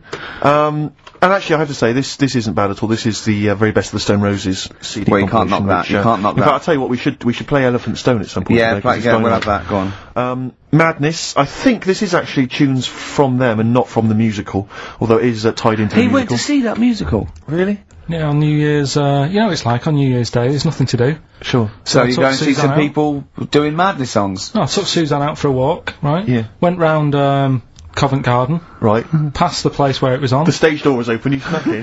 Well, I said Madness are alright. And because when you think about it, Madness songs are quite sort of musical anyway, aren't they? So you can't They're quite musical. Do you know what I mean? They sort He of... means they're like a musical, yeah. Like a musical. Knees Up Mother Brown. I thought it was alright, enjoyed it. So Blur the musical would be good, wouldn't it? Blur the musical would be excellent. Yeah, little Cockney so what, you bought tickets there and then and just went in? Yeah. They're not selling, are they? It was fairly quiet, because we only paid the lower price and we got upgraded for free. Nice. So... You enjoyed it though, did you? I'd loved it. And would anyone like to come on stage with us? Yeah. The little bald fella. Yeah, go on, I'll give it a go. And what home are you from? What are you doing tomorrow? Well, I'm going, no, you're coming here tomorrow. Come here tomorrow. Is it not doing well? That's a disappointment. I don't know. I mean, it was New Year's Day, so maybe that's why it was quiet. Okay, well, if anyone hasn't seen this or didn't receive it for Christmas... Bono said, all is quiet on New Year's Day, Carl. Yeah. Also, we've got to give away Minority Report by, I like that. Steven I enjoyed Spielberg that. with, Tom Cruise, which is on VHS. A good rip-roaring sort of film. It's not bad. That's probably the best thing we're giving away, but, as I say, we can always leave some out if you don't I'm arresting you for the future murder of Sarah Marks. Brilliant. That's the sort of, excitement and drama you'll be getting in it. It's not brand new. Little taster there. I got that off Paul Anderson. He said here's something to watch over Christmas. So you've actually watched this already? Yeah. Alright. I've rewound it. That's probably added to it though, isn't it? It's touched by the great man himself, Karl Pilkington. And it's alright, I'd say. It's worth a watch. Yeah? Yeah. Do you want to give us a quick film review? Just give it a wipe down there, maybe some tripe on it. Bit unrealistic. Sure. Bit unrealistic. Yeah. Genius. A man who fight over Christmas? Because the last time I spoke to him, you hadn't bought a present for your girlfriend. I have to say, I was on tenterhooks all Christmas. Well, you changed it. After that show, I felt bad, even though I shouldn't have done, because... Because you hadn't bought your girlfriend a Christmas present? I said to you, I booked a table at a hotel in Covent Garden, had Christmas dinner there, which was nice, right? It's good food and everything. Didn't feel like enough to me. Well, then I went out and treated some stuff, and then... No. A couple of days before Christmas, he went, I took Suzanne to that hotel we're going to go to for Christmas dinner. We had tea and cakes. And I went, oh, you treated her? He went, no, she paid for it, but I was just showing her what it was going to be like. That was her extra treat. She paid for it. I love that. Brilliant. Yeah. Well, it was like 150 quid for a meal for two, which is pretty dear. So I'm not going to buy her cakes as well. I love that! Alright, love, have anything you want. You pay for your own pudding, I'm not mental. Yeah. You treated her to some other stuff? Some bits and bobs. What, so she chose them and you paid for them? What, the presents? Yeah. No, you chose them and she paid for them, but, you know, it's the thought that counts. I got them on the way home that Saturday. Well done. And what did you buy? Well, just some bits. Might be personal, Steve. Well, I don't care. Just some bits. Yeah, but bits and pieces. Leave out the personal bits. What bits? Just little things. And then yesterday, right? A monkey wrench and a new washer for the shower. Yeah. Recordable CDs that you need for your job. Oh, dear. Now, when you gave those presents to her, did her face light up? Right. I don't want to tell you what they were, right? But she wasn't that impressed. You're going to tell us what they were now, tell us what they are. You even know what they are. She told you on Christmas Day. Hold on, wait a minute. But it doesn't matter what they are. It does matter what they are. It doesn't. It does, Carl. It's you, mate. Of course it doesn't matters. matter. Oh, God! Have you just remembered? Yeah! Right, but there's no need. I've got to tell him, Carl. I really want your permission, because I don't want to be I know it's not, but we know it's not that embarrassing. It's really quite sweet. Yeah, but in a way, right, the way I look at it is, right, Christmas, even when I was a little kid, right, is not... Please let me tell him, Carl. Well, let me just tell you first, though. Let me tell you why I didn't go all out on the old present front. Alright. Justify yourself. Right? First of all, I've covered it up since then anyway, right, with that present, because I bought some shoes yesterday, and she did say I'll give you the money for them, but when I get home I said it's alright. I said you can have them, right? So not only did I buy her some food on Christmas Day, I got her shoes. She's probably had a I think you treat her like a horse. Yeah. It's not like, yeah, there you go, there's your shoes, there's your food, right, bed's down, see you later. Yeah, but what I'm saying is I she's have done... fed and clothed Yeah, her. did you comb her hair? She's done well this year, right? So, the thing She's is... done well this year. It's like you're a single parent living on a council estate with a smack problem, and you still managed to buy them some Lego. When I was a kid, right, it wasn't about what you got. I remember one year when I was about 8, right? Oh, it's going to make me cry, isn't it, this? No, it's not. I'm just saying the way it is, right? I woke up at about 4 in the morning, and I was like, oh, what forgot? And I couldn't sleep, I was that on edge. It's the excitement of Christmas, isn't it? It's like, oh, what's wrapped up, I need to know. Sure. Yeah. And it's the fact that people are saying, no, you won't know until tomorrow. Yes. That annoys you and winds you up. Okay. So I got up at 4 in the morning, opened my presents, and then went, right, I know now, went back to bed, had a great sleep. Yes. Right? So it's nothing to do with the excitement of what you get, it's the excitement of not knowing what you've got. And then what happened when you got up to go down with the presents? But hang on, so what you're saying to me is that you could wrap up a brick because the thrill of Christmas is in hoping and being excited about what it is, not the actual gift itself. Yeah. Is that what you did? Rick, did you get a brick? No, let me tell him now what he got. He got her a present, right, and she said, she came, I said, yeah, he got me. It was an industrial-sized packet of condoms. It was a joke gift. No, it wasn't a joke gift. It wasn't even a joke. I went home that Saturday after here, past Boots, thought, might have something in here. They were on, like, some value. Right, you passed the makeup. used. You passed the makeup, you passed all the other... Past the makeup, past the lovely vanity cases. Yeah, the foot spas. Exactly. Yeah. Oh, hold on. How much are these, love, for 100? Yeah. $4.99. Yeah. Do I get them reduced if I buy in bulk? So how many did you buy? What was it? I don't know, probably about 100. Right, okay. And is she allowed to use those with anyone? Did you wrap them? Can she just go out and have a wild Well, you don't need to wrap, they're already wrapped, aren't they? Oh. And then what did you say when she opened them? Wait, Carl, what did you say? Right, play a record and we'll come back to this. Oh, you're worse than my father, that's genius.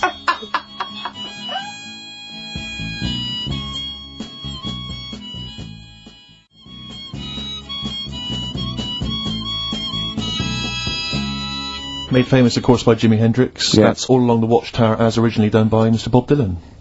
On XFM 104.9. So, Carl, just take us through the moment where you gave this gift. Firstly, you went into Boots, right? You thought, alright, 100 condoms, brilliant.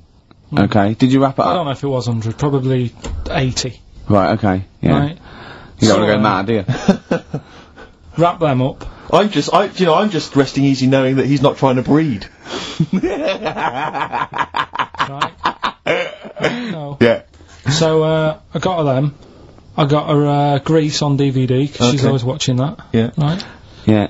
So just think of, when her mum said, what did Carl get you? Some condoms and grease. I was gonna say, I'm glad he said on DVD. Right. She was surprised anyway, right? Because yeah, I bet she was. no, when she got she was thinking like jewellery. no, right? That showed her.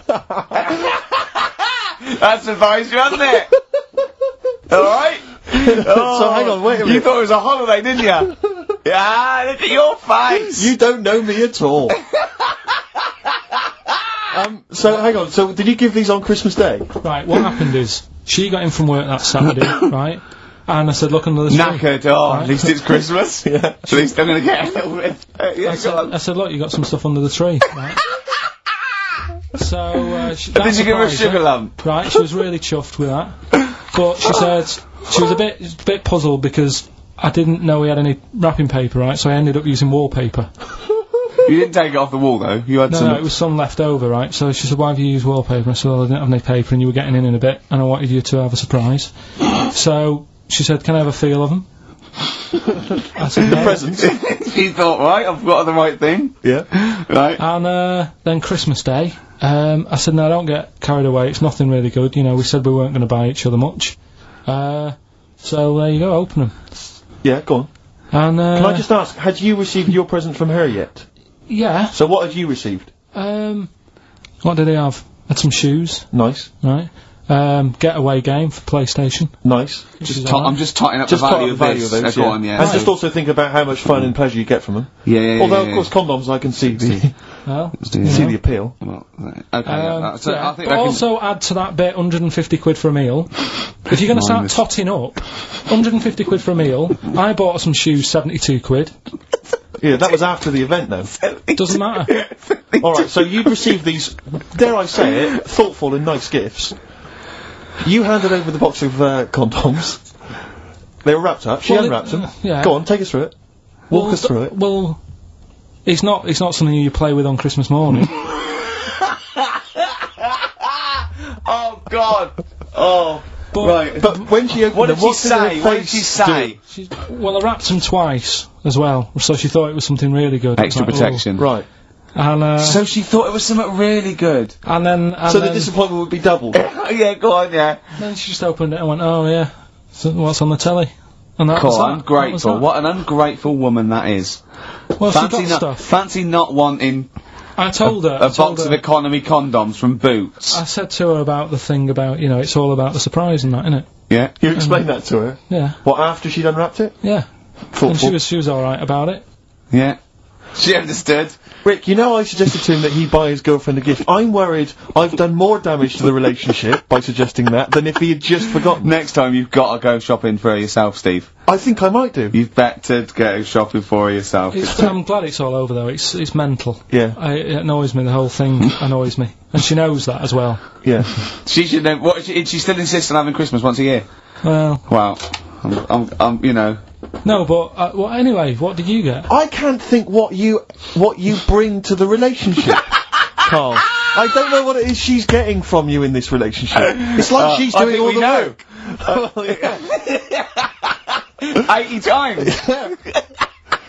Oh God, Carl! I love it. You're brilliant. I know what she's getting. He's the. What though? He's not thoughtful. No, but he's thoughtful. It's the best he can do with the brain he's got. Do you know what I mean? Right. He's doing his best. He's absolutely doing his best. There's no. He's working at the limits of his powers. Do you know what I mean? Though he's done as well as he can with what he was given. Sure. Yeah, and that's admirable. Yeah. It's like, I think he's done better than you'd expect. I bet his teachers didn't even think he'd get this far. Do you know what I mean? What, find a girl? No, well, yeah, a job, a girl. Yeah. Do you know what I mean? Clothe himself. He's done really well. What do you think, Carl? You think you've done well? I think I've done alright compared to some of my mates. What are they doing now? Probably not that much. Do you know what I mean? Mrs. Matthews said I wouldn't be an high flyer. I think I'm doing alright. Yeah. Do you know what I mean? I have a holiday every year. Got somewhere to live and that. Yeah. Got a new flat, haven't you? Yeah, so where are they then, the condoms? Did she show them to her family and friends? No. Take them into work? Look what Carl I'm surprised she told Ricky, actually. I was a bit disappointed in that. Yeah. Because I didn't go shouting Well, she was so excited, Carl, clearly. She's just so pleased. Pilkington, a regular Santa Claus. I'll leave it. Oh, dear. So, Rockbusters? Rockbusters, first one of the year. Do you want to explain it? In case we've got some new listeners. Some new listeners. Might have. You never know. Chance to win some stuff. I give you like a cryptic clue and some initials, and it sort of makes up a band. So an easy one that we did at the start was an exploding pet, AK, atomic kitten. Yeah. That's how it works. So there's 3 of them. It's email only. You email in ricky.gervais@xfm.co.uk and you win all that stuff Steve was talking about. Right, first one, £42 for a torch. £42 for a torch, that's a bit pricey. That's D. Right? That's D. Yeah, right. Just give us it. Write that down. So £42 for a torch, that's a bit pricey, isn't it? A little bit of enhancement. Yeah. Picking up his growth. Oh, Okay, God. that's That's D. The second one, he'll fit some chocolate to your feet. Say that again? He'll fit some chocolate to your feet. Is that he will fit some chocolate to your feet? He'll. Yeah. He'll fit some chocolate to your feet. And the initial there is A. That's A. Yeah, and the third and final one, do you think your kid will get that strawberry for me? Do you think... Say it again? Do you think your kid will get that strawberry for me? That's WP. Right, now, I just better warn people. You really got to get into the mindset of Carl here. These are not real cryptic clues. These are not cryptic clues that you do in the Guardian or the Times crossword. There's usually something wrong with them. It is usually, what's the word? Completely change the word in order to make it fit. Yes. Often. Yeah. So just be careful. Don't be surprised. Exactly. Okay. Do you want to give us them again very quickly? Alright, first one, 42 quid for a torch. That's a bit pricey, isn't it? Alright, that's D. Second one, he'll fit some chocolate to your feet. Can't think of any. I can't think. That's A. And do you think your kid will get that strawberry for me? WP. Right, so ricky.gervais@xfm.co.uk. Some great prizes to be won. Yeah.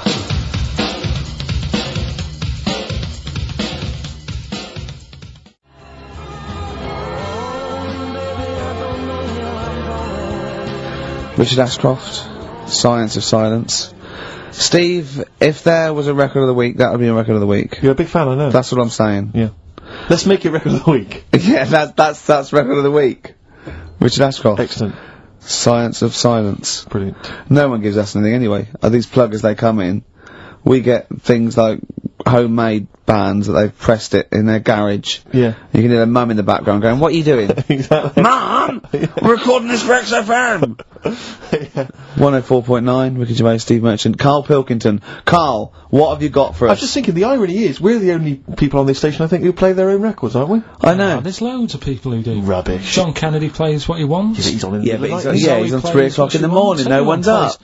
Zoe, on Drive, she plays some stuff. What do you mean? What does she play? Fatboy Whatever Slim, seems to probably. play. Here's another remix. You know? I won't say who it's by. Christian plays some of his own. Does he? Yeah, so... Yeah, but they're probably novelty songs, aren't they, by you?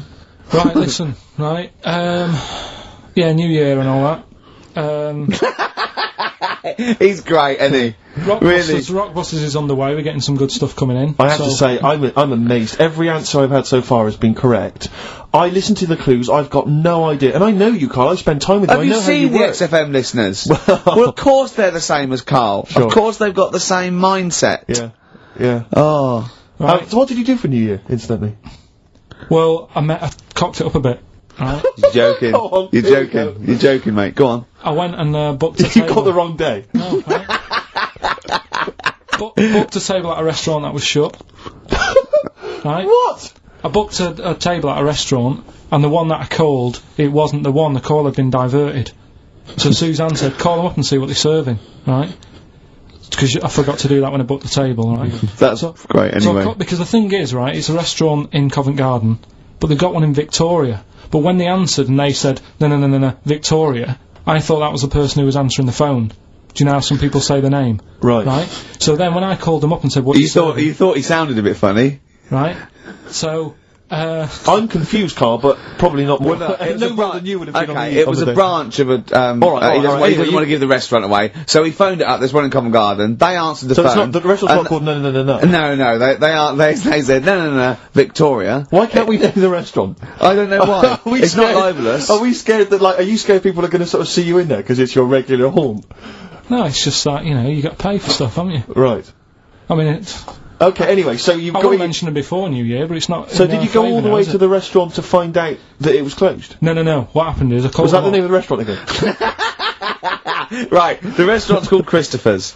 They've got one in Covent Garden, they've got one in Victoria. He Right. phoned up, he went to book, it's a lovely restaurant, I've been there often, I recommend it to him. He phones up, said, "Can I have a table for new," he said, "No problem, sir."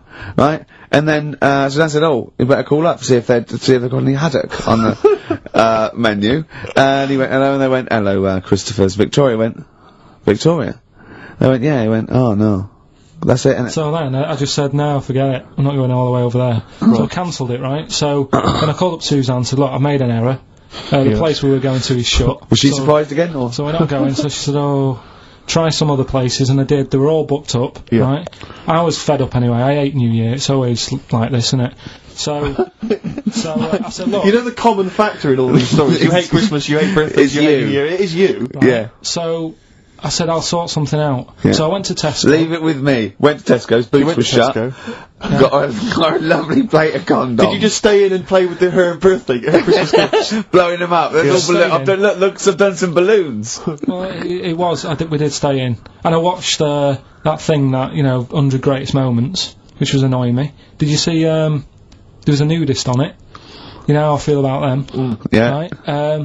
Did you see him? Man with two knobs. There was a man with two knobs on it, and a nudist who just like wanders about the house. But it said, and when he visits people, I was thinking, who lets him visit? I go, Exactly, yeah.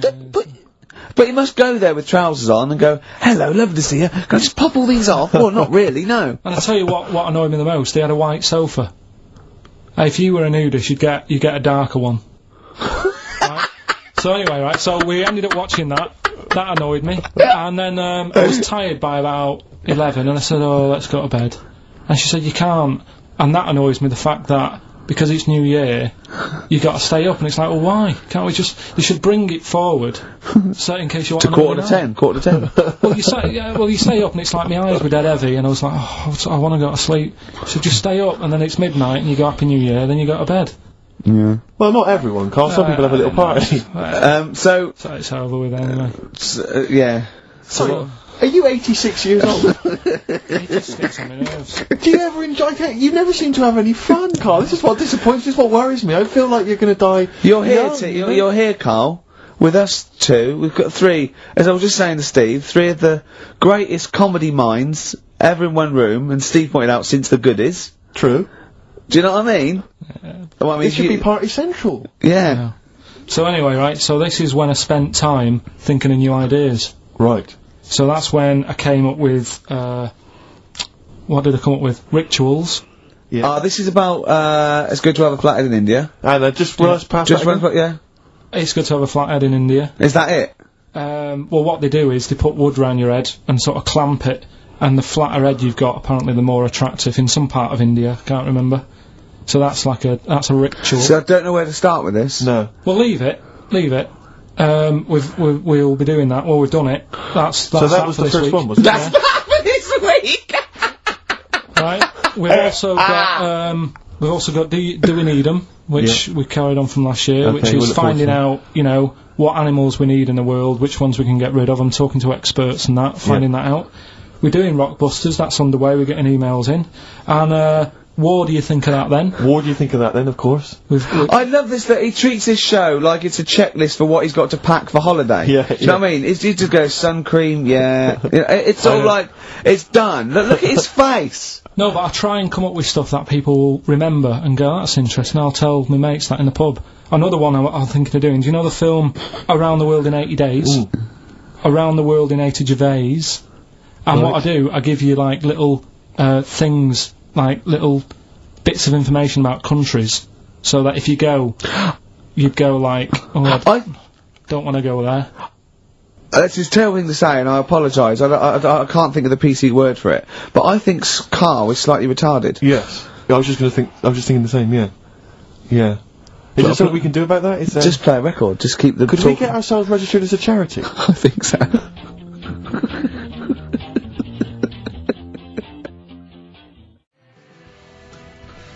Badly Drawn Boy, Born Again. On XFM 104.9. I was just looking to see if that's a new single. It looks like it probably is, Rick, if that's of interest to you. It's a new one. Yeah.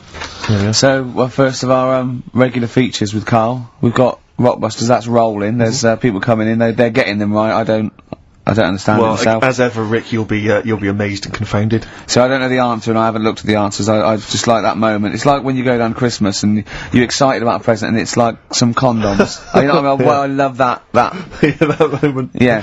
I don't know how he's going to top that next year. I don't know how he's going to top that. All I can think of is some corn plasters.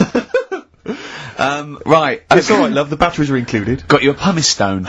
Right, now, do we need them? Do we need them? It's something we started a few weeks ago. We're always talking about animals and insects and that. And it's like, you know, if you took an animal out of the world, would we have problems? Right? Would it make any difference? Yeah, would it make any difference? We did jellyfish last time, didn't we? Yeah. We sorted that out. The woman said we've got to keep them. We do need them, because turtles eat them. Yeah. So, I've moved on. Octopus. Do we need the octopus? Yeah. Let's find out.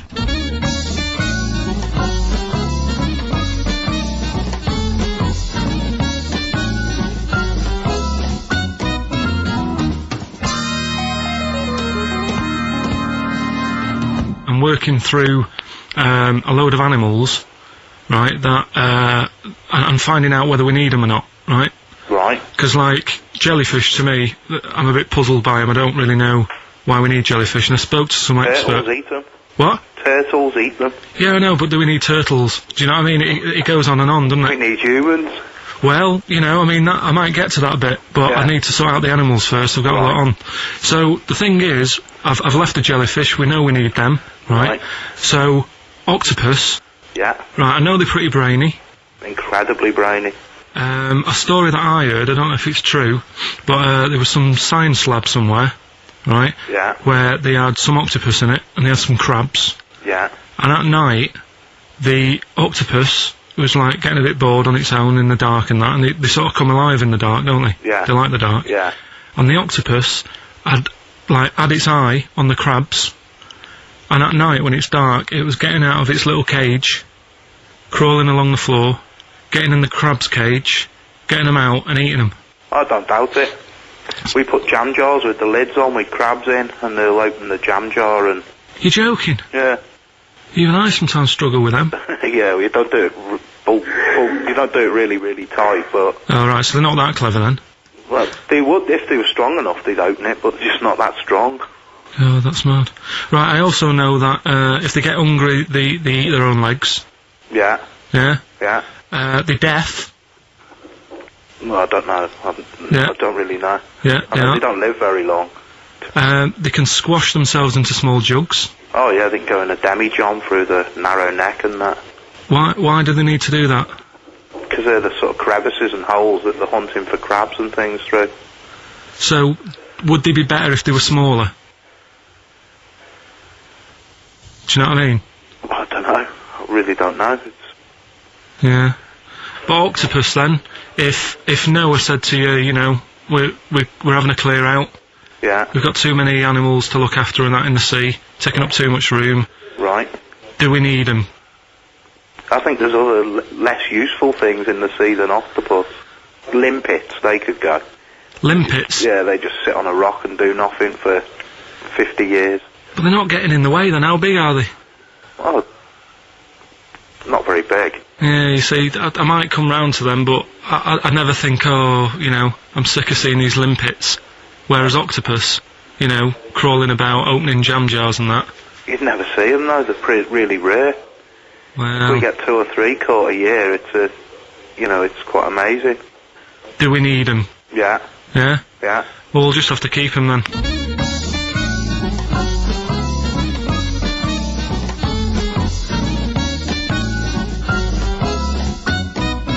I love that Karl can confuse a scientist. Yeah. Yeah, because all systems of logic break down. I know, even the scientist was going, well, get rid of limpets. Yeah. Who was that guy? I think his name was Chris. And where was he from? In a place called Megavissi, where I went one year. Megavissi. And he's a scientist, is he? I think he's got a fish shop or something like that. He's got a fish shop? No, he doesn't. Well, like an aquarium type place. Oh, right. So... a fish shop. It wouldn't mention chip shop. It wouldn't be past him that he, a winkle store. He's got a winkle store at Poole Harbour. Yeah, that's an expert. Oh dear. But what have you learnt from that then? Well, that, we don't know whether they're deaf or not, because the bloke in the chip shop couldn't confirm it. They eat their own legs. Think of that. That's a bit weird. Yeah. They eat their own legs? Eat their own legs if they get hungry. Right. And they grow back, don't they? I think so, yeah. If you eat one, they'll grow back. Yeah. And yeah, you can put them in little jars and that. If you wanted to. Yeah.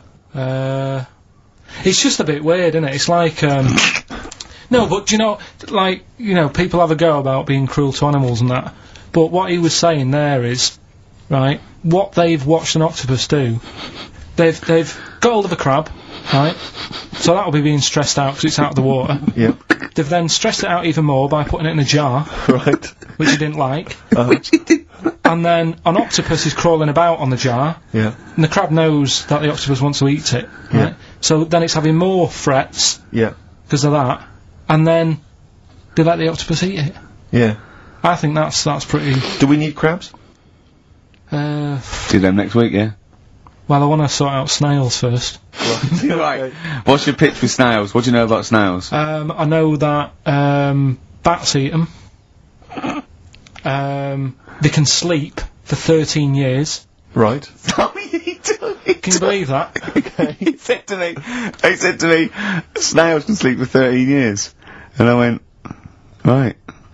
He went, oh, thing is though, if it was a scientist, and he was, you know, he was looking at it, and he put it in a quiet place, it might well doze off. He said it wouldn't be the same if it lived on the streets. And then we went on to a whole thing about homeless. He wants to do a game show with celebrities being homeless for a week. What do you think? Actually, I've got to say, that's not bad at all. It's not bad, is it? No. Right, do you know how, like, Lenny Henry went to the jungle? Yep. Right? And you've got, who else did it? John Lonely made slippers out of a bra. Right? So I'm thinking, like, get a celebrity and say to him, no, just because, I'll tell you why, right? I'll tell you why all this came about. When I was walking back from that Christmas meal that I bought my girlfriend for 150 quid,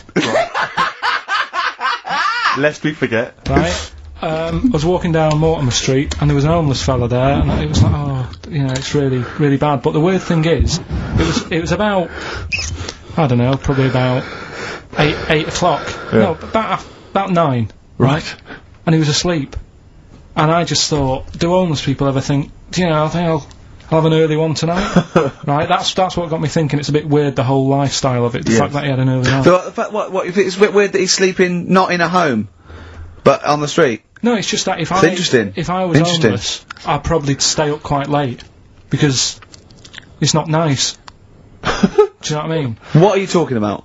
Just being homeless isn't a good thing, is it? No. People forget how bad it is. Yeah. Right? But surely sleeping gets you out of reality. They sleep because they're tired, they can't sleep very well, so they need all the sleep they can get. Yeah, but sleeping's nice if you've got a nice big bed. What, you think that they can go, I'll stay up, I'll go to bed at 2, I'll go straight to sleep and I'll pop up at 8 when the alarm clock goes off? Well, that's just what I was thinking, right? So, I was thinking how bad it is, and it's, you know, especially this time of the year, you know. Yeah, it's terrible. It's the really worst thing. And to sort of give it some publicity and get a bit of help behind it, get celebrities, someone like Phil Mitchell, maybe, off EastEnders, who's a big fella, he can look after himself, put him in a shop doorway, have some cameras set far away in a building or something, they can film him, and it's up to him how he raises money for food to eat. He could sign autographs. Well, they wouldn't know him though, would they? Because you never look at a homeless person. You get, what's her name? Gail Porter. Yeah. Gabby Roslin. Right, yeah. Narinda from Big Brother. Yeah. Who else would do it? I got a game show idea. Les Dennis, I reckon. I got a game show idea called On the Game. And, what happens is, you get Narinda from Big Brother.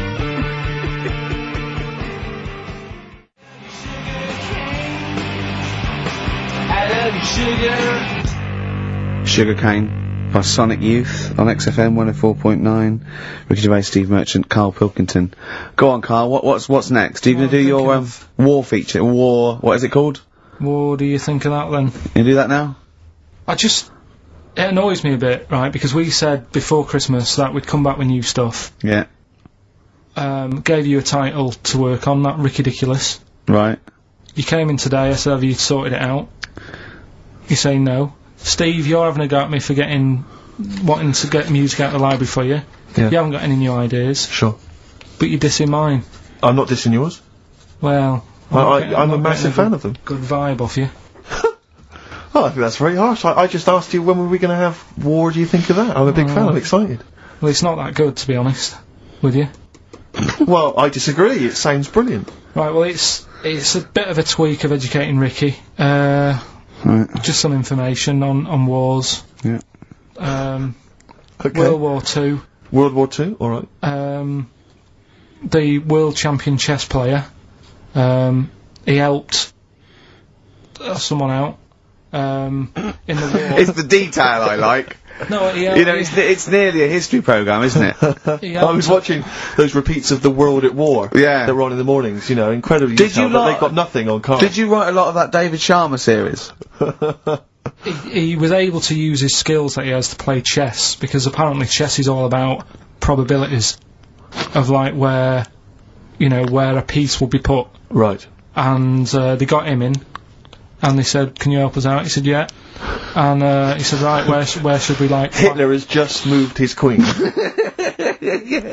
So that's he sent in a bishop that ran diagonally through the troops, knocking them over. Sorry, wait a minute, Karl. So they got a chess Sorry, player. that's it! Well, yeah. It's just like, oh, what do you think of that? Again, that's not a story. But it angers me that he says that I'm down on the ideas when that's beginning to shape up as quite interesting. I thought you were going to tell me which battle or which event was you... World War II. There's not a battle. But which bit of your World War II? Like, the middle bit. It's 6 years worth. Yeah, well, probably about a bit in. Guessing. Guessing. Well, alright, yeah, there is a bit of guesswork, but it doesn't matter.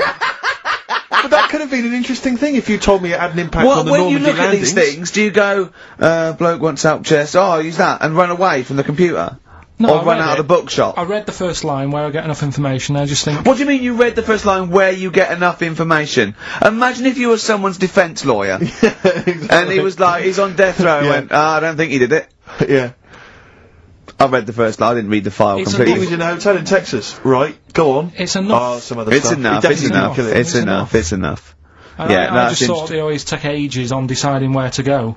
It's just like, you know, bet there's a better way. I don't know what you're saying now. I don't know what you're talking about. Well, I actually don't know what you're talking about. When people play chess, they take ages to make the move. So I'm just thinking, there's probably a quicker way. Of what? Than finding where a boat is. Than getting a chess player in. I don't know what you mean now. Oh, Are you talking about battleships now? They should have got an expert battleships player in. Right? Yeah. What, Carl, Right, what? forget that one. Or then. someone who's No, really good I'm not being funny, but what is that? What are you telling me there? someone who's really good at Risk. You should have brought them in. Yeah, Cluedo. Right, yeah. Another fact. Oh, that's enough then, is it? Well, they use expert Cluedo players, but the police use expert they Cluedo players. do use, yeah. If ever there's a murder in a country house, Do you think they use that old Chinese fella, on the front of, Mastermind? Mastermind, yeah. Yeah, for logic problems. The Enigma code was broken by top Mastermind players. Exactly, yeah. Right, second And a guy fact. who had a couple of rounds of Yahtzee and done very well. Second fact about the war. For engineering, they use a lot of Jenga players. Absolutely, To- whenever to- they want will to- the building collapse? I don't know, let's pull this, let's see. If Yes, they it wanted will. to identify, What are you doing? if they wanted to identify spies, bring me the champion of Guess Who. Was it a woman with glasses? No, right, sit Has he got a down. beard? Is it Bernard? Right, Carl, sorry, Right, go on. Another war fact. So Go on. you're saying it's rubbish, but look, you love that. Yeah, Right? yeah, Second you're one, absolutely right. The first bomb that was dropped on Berlin, Yeah, it didn't kill a person, but it killed an elephant. I think that's true. That is true. Right. Yeah. Okay. And the last one. Is that all you know about that? See, that's interesting, isn't it? But What that's was the- enough. But no, it's not not though, because I mean, listen, most people want to go, oh, what was the elephant doing there? Did Well, it land in a it's zoo? Was it a pet? Oh. Was it a lost elephant? Did they aim at the elephant?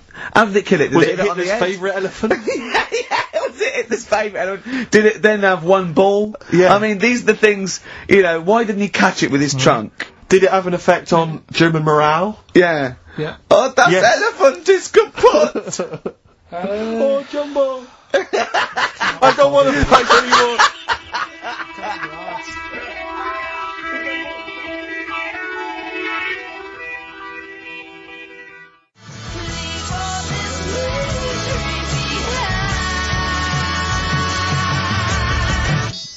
Cheering breaks, painkiller on XFM. Carl's getting a little bit stressed, aren't you? No, I just, got to keep focused, got to keep the show good and that. Yeah. And in the Yeah. new year, the idea was come up with some good snappy stuff. Yeah. And today, I just think it's been a mess with you, to be honest. I mean, this is the sort of thing I'd prefer to do after the show as the producer. Yeah. But Do you know what? I think it's a discipline problem. Is I'm it not sure Ricky's got any. because I just put sellotape on your head? well, that's a bit to do with it. But just let's just focus. But I on didn't put it when there was any hair on your eyebrows. I put it across your forehead. right. What do you think of that then? Yeah. We've got one more bit left. Brilliant. One more fact. The French, right, when they were at war, David Sharma, I just imagine him just introduced it. Amazing. Which war was this? it was still the World War. One World or two. War- World War Go Two. on, it's 50-50, go on. yeah. Right, World War Two. What the French did. Everyone needs a code. Everyone needs a code. Yep. A code when you're in the army. This is and a Disney song. that, right? And to sort of give the go ahead if you want to go into battle and stuff. Okay. Right. So. Needs a code. But the weird thing Game is, show. right? The weird thing is, do you know what theirs was? Go on. Do you? Yeah, I know what it is. And it's So what a bit was weird. the French code? For what? To sort of say, right, yeah, go on. But they had more than one. on this day. But I don't know what day it is. On right. this day. And what, it's like saying, what am I thinking of? What was the battle? What was the... Okay, so alright, what... Look at him, look, he's genuinely confused that I've asked this question. Right. It was. No. If you ask me a question, ask me the question correctly. What was the code for battle during what battle? World War Two. No, that's not a battle. That's a war. Yeah, it was in a war. Yeah. I don't know what to do. He confuses people. Oh. Alright, okay, what was it, Carl? What was the Yeah, code? what was are the you French thinking code? of? Right. John's got a moustache. What are you talking My about? lungs are gonna burst. That was a code that the French used. You know, like, I mean, I just think it's a bit daft, right? Because you could come up with that by mistake. yeah. Two French blokes talking in the trenches, and they see a major walk past, and they go, "Oh, look, John's got a moustache," and they all go and go, "No, I was just talking. What are you talking about?" Well, the way I don't think that's a good code. I'm not. I don't believe it is the code. No, it is, seriously. And what? And It's would just it, that would no it one have been, talks would it have about been it. said in French? Yeah. Okay. Yeah. But Yeah, the weird- yeah. Guessing. Yeah. No, but What? you see, I can't even be bothered What are you saying, Carl? because it's not a very good code. Do you know, like we've talked in the past about things you don't see, and I said an old man eating a Twix. Yeah. If they use that's safe. Because no one is ever going to see a man having an old man having a Twix. What do you mean? Well, use that as a code. Don't use a saying, John's got a moustache, that could crop up. And it's like the war's kicked off. How did that happen? Well, I said John had a moustache. Oh. Two French folks would never be saying John's got a moustache. Why would they? Because back then they were fashionable. He nearly makes sense, doesn't he? I assume it would have been Jean. Yeah. No, probably John. And how would this code have been? I mean, who would have announced I this just to read everyone? it. I read it like that, Steve. That's what was on the internet. This is a code that was used. John's got a Don't be moustache. angry with me. I know, but you're always asking questions. Because I'm interested in history. Yeah. No, you're genuinely interesting bloke, Carl. And we'd like to know. I'd like to film you secretly. You know, like they do, like Nature Watch, when they put it in a badgers sort of thing, Warren, right? yeah. And they just watch it. I'd like to see what you do, pop around and go, I wish I could download the music in your head. Because it'd be, and you see something weird, you go, and then you read that and you go, and you write it down, and that's what comes out. John's got a moustache. I'd like to see next Christmas. Imagine the French, right, for their battle cry, for their battle code, to know it's going ahead, they're going over the top, is you never see an old bloke eating a Twix. Imagine that. Yeah, but all these things are things that I think in my head. Keep them in there. Do you know, Please. like before when I was talking about going out on, Christmas Day, having a meal on the way back, seeing a homeless person. Yeah. And then I think, God, that wouldn't be good. I know, TV show, right? You can think of things like that. When I saw the homeless fella, then I got talking to Suzanne about when I had to sleep in my car. What do you mean? Go on. Let's play a record and come back to any sleeping in the car. God, I can't wait. Play a song for the I lovers. was watching last night, on cable TV, 1987's amazing Sign of the Times Prince in concert film. It was dynamite. I thought to myself, how brilliant he is. It reminded me of the gig I went to see last year.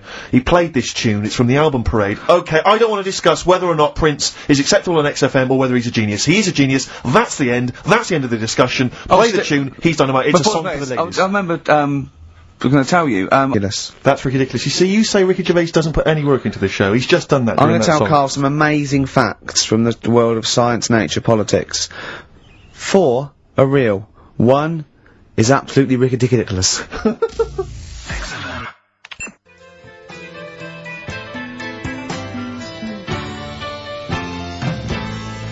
Cat Stevens from Catch Bullet 4 album, Sitting.